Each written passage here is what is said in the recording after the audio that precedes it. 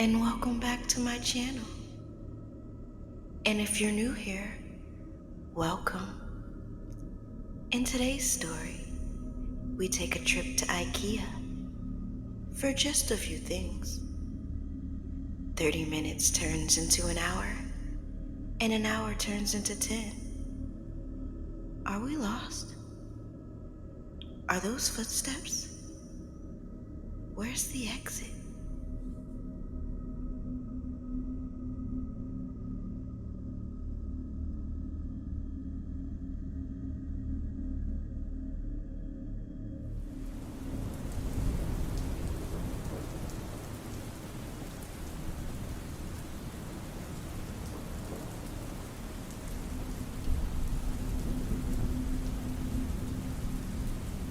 It was supposed to be an ordinary Saturday afternoon.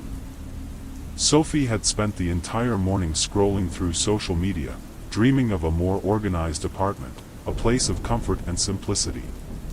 And then it hit her, she needed a trip to Ikea.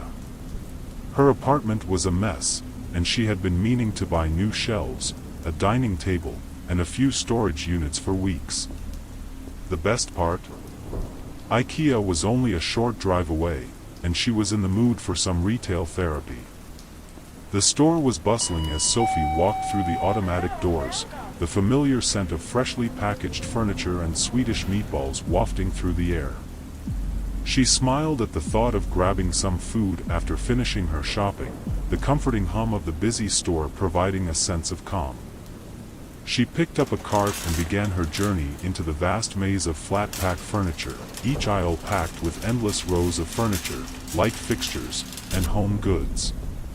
Sophie moved through the showroom area, mentally checking off items she needed: a new bookshelf, a simple coffee table, some curtains, and maybe a new lamp. She was focused, but there was a strange feeling in the air, a sense of something off, though she couldn't quite place it. The store was oddly quiet for a Saturday afternoon. Maybe it was just that her attention was drawn elsewhere, or perhaps the store felt larger than usual. The fluorescent lights above buzzed softly, and the air smelled faintly of wood, dust, and stale bread. She wandered further into the store, passing through the showroom section and into the self-serve warehouse area.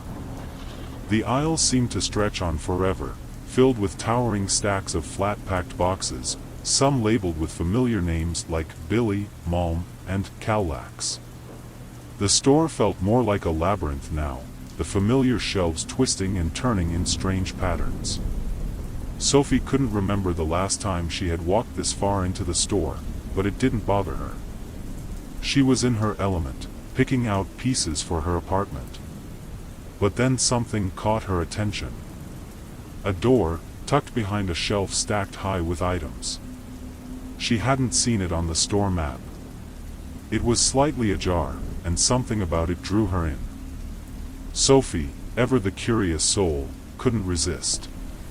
She walked over to the door and nudged it open, stepping into a narrow hallway that seemed to stretch off into darkness.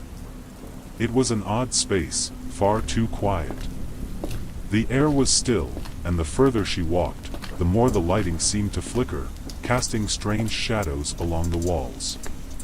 She turned to look behind her, but the door was gone, replaced by a bare, white wall.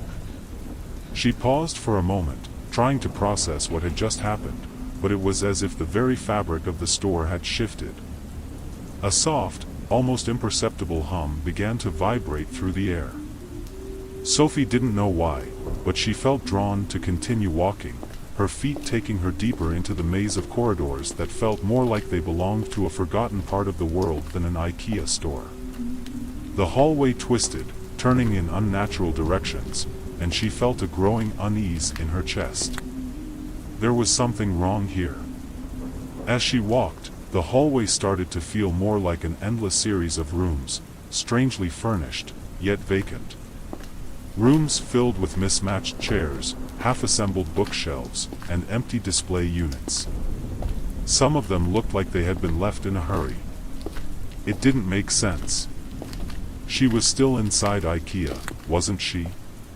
The very walls of the store seemed to be closing in, narrowing until she was no longer sure of which direction was which. Her heart began to race as the air grew colder, and the buzzing fluorescent lights flickered erratically, casting odd, jittery shadows across the walls. Sophie looked around, but there was no sign of the store layout she had known. No more perfectly organized displays of products. Just empty rooms, abandoned hallways, and shelves stacked with random furniture as though someone had forgotten to finish setting up. That's when she heard it. Footsteps. Distant, faint, but unmistakable. Someone, or something, was walking around in the distance, but Sophie couldn't see anyone. The footsteps grew louder, moving closer, and she instinctively took a step back, her breath catching in her throat. She turned to run. But no matter where she ran, the store seemed to stretch on forever, the hallways shifting with each turn she made. The furniture displays, if they could even be called displays, became more grotesque. A dining table covered in strange, wilted plants. Chairs that were too large, too small, with fabric that seemed to move unnaturally, like it was alive. She could hear something breathing now, deep and ragged, like something watching her, following her. Panic set in. She sprinted down a long hallway, but the more she ran, the more the layout of the store changed. It felt like the walls were shifting, like the very store was alive, pulling her deeper into its twisted, nightmarish maze. She looked behind her. Nothing. But the air was heavy with the sense that something was lurking, something just out of sight, watching her every move. Sophie turned a corner and froze. There, standing in the middle of the hallway, was a tall figure, unnaturally tall, its limbs too long, its head tilting at a sickening angle. It wore a faded Ikea employee uniform, but its face was wrong.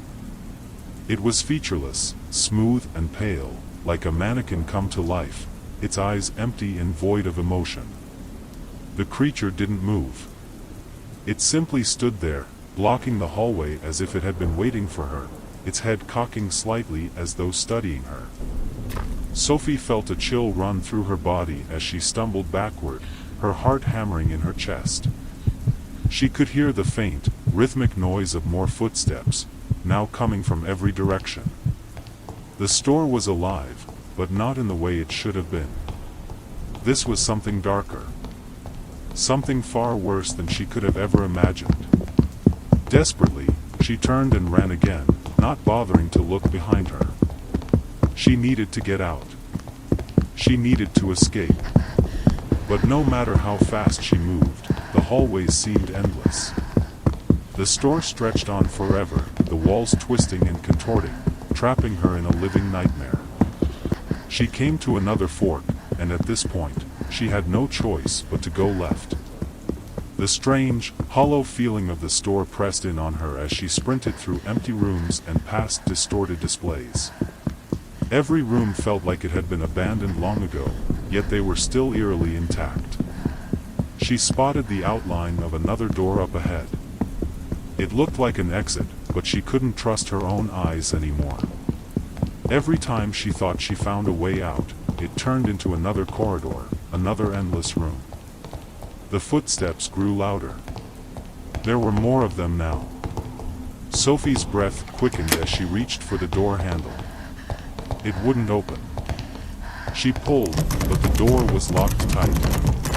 She pounded on it with her fists, desperation clawing at her throat.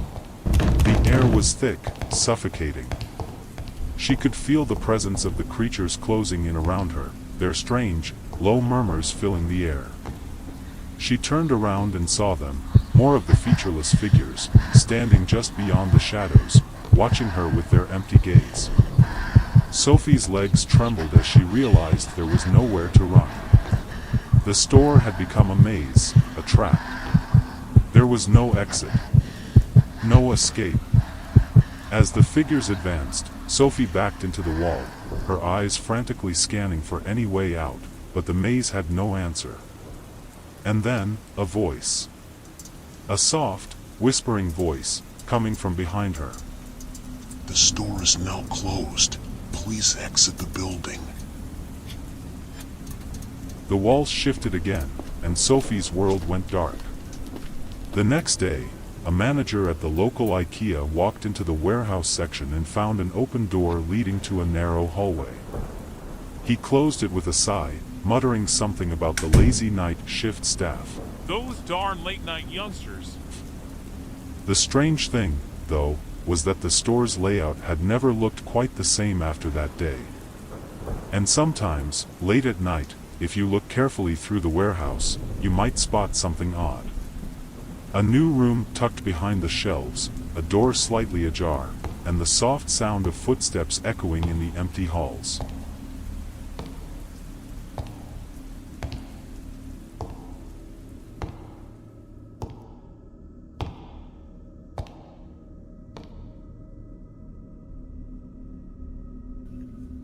Sophie's Ikea trip turned into a nightmare. She only wanted some new furniture and some Swedish meatballs. But little did she know, she had entered SCP-3008, an endless maze with no exits and something inhuman lurking in the shadows. But make sure you're not seen after hours. I hope you enjoyed that story. Thank you so much for watching. If you did enjoy, and you want to hear more SCP stories, let me know in the comments. Until next time, remember, I'm always watching.